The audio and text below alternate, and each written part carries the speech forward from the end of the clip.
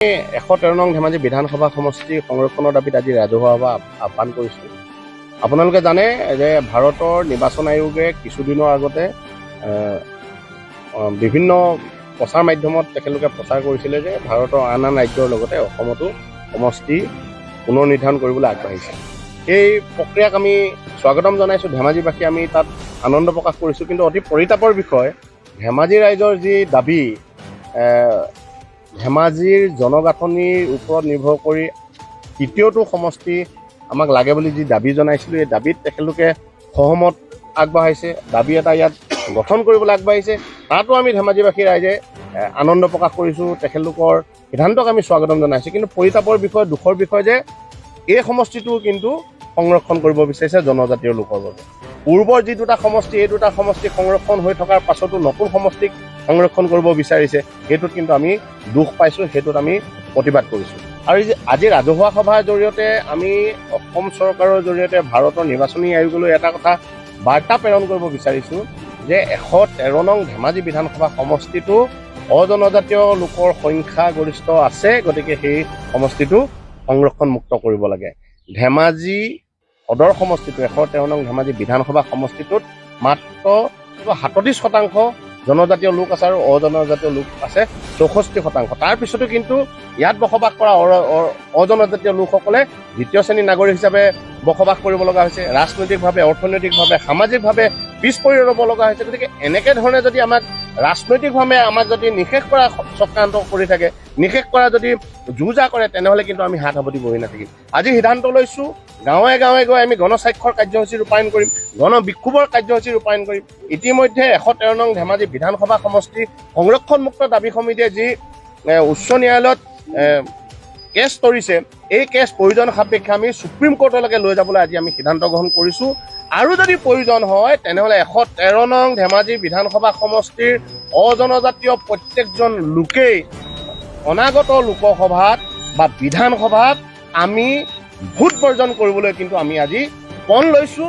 গতিকে আমি চৰকাৰখনক জনাব বিচাৰিছোঁ, বাৰে বাৰে আমাক ৰাজনৈতিকভাৱে নিষেধ কৰা, ৰাজনৈতিকভাৱে হত্যা কৰা চক্ৰান্ত বন্ধ কৰক, অন্যথা কিন্তু আমাৰ যি গণবিক্ষোভ, এই গণবিক্ষোভ আমি জোৰদাৰ ৰূপে গণতান্ত্ৰিকভাৱে আমি কৰি চৰকাৰক আমি অচল কৰি তুলিবলৈ খুব আজি এটা সুন্দৰ আলোচনাত আমি উপনীত হ'ব পাৰিছোঁ। আমাৰ 113 নং ধেমাজি বিধানসভা সমষ্টি যি আমাৰ সংৰক্ষণ অৱস্থাত আছিলে, সংৰক্ষণ মুক্তিৰ দাবী আমাৰ পূৰ্বৰে পৰা চলি আছিলে, যদিও আজি কিন্তু আমাৰ খুব সুন্দৰভাৱে গণতান্ত্ৰিকভাৱে আমি কিছুমান পন্থা আমি হাতত ল'বলৈ আগবাঢ়িছোঁ। আমি যিকোনো কাৰণত, যিকোনো প্ৰকাৰে আমি এই সমষ্টিত আমি সংৰক্ষণমুক্ত আমি কৰিবই লাগিব।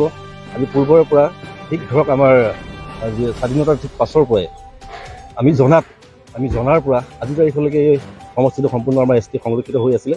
কিন্তু আমি যিদৰে দাবী কৰি আছিলোঁ, সেই দাবী আজি তাৰিখলৈকে আমি সফল হ'ব পৰা নাই। কিন্তু এইবাৰ আমি পূৰ্ণ প্ৰস্তুতিত আমি আগবাঢ়িব বিচাৰিছোঁ, আমি গণতান্ত্ৰিকভাৱে আগবাঢ়িব বিচাৰিছোঁ। আমি আশা কৰিম পৰৱৰ্তী সময়ত খুব কম দিনৰ ভিতৰতে আমি এই দাবী সমিতিৰ দ্বাৰা আমি সংৰক্ষণমুক্ত ধেমাজি সমষ্টিটো কৰিব পাৰিম বুলি আমি আশাবাদী।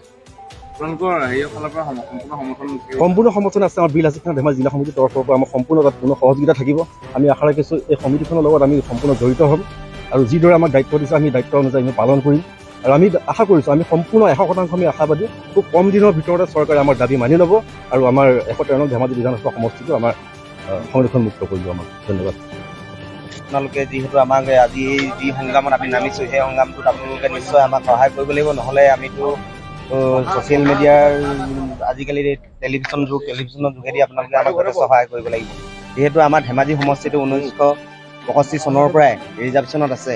আপোনালোকে জানে সাংবিধানিক কিছুমান নিয়ম আছে। সাংবিধানিক নিয়মবোৰ হ'ল, সংবিধানৰ নিয়ম মতে এটা সমষ্টি খুব বেছি 10 বছৰ দিন কণ্টিনিউ ST ৰিজাৰ্ভেশ্যন হৈ থাকিব পাৰে। কিন্তু এই 10 বছৰৰ পিছত কিয় সংবিধান মুক্ত নহ'ল, আজি 57 বছৰ দিন কিয় ST ৰিজাৰ্ভেশ্যন হৈ থাকিব লগা হ'ল, সেইটো এটা পলিটিকেলি বহুত ডাঙৰ ইছ্যু আছে। এই পলিটিকেলি ইছ্যুটো আজি আমাৰ বৰ্তমান জেনেৰেশ্যনে বুজি পায়, আজি উঠি পৰি লাগিছে।